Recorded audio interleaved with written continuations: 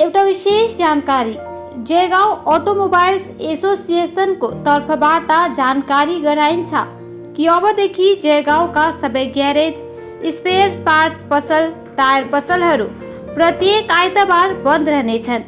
अतः संस्थाको यो नियमको पालन गर्न सबैलाई अनुरोध गरिन्छ। धन्यवाद।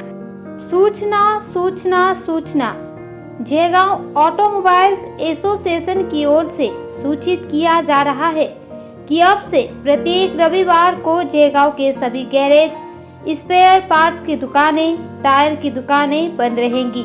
आप सभी से अनुरोध है कि संगठन के इस नियम का सख्ती से पालन करें। धन्यवाद।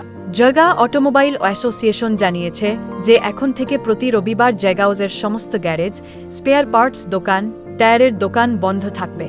আপনাদের সকলকে সংগঠনের এই নিয়ম কঠোরভাবে অনুসরণ করার জন্য অনুরোধ করা হচ্ছে।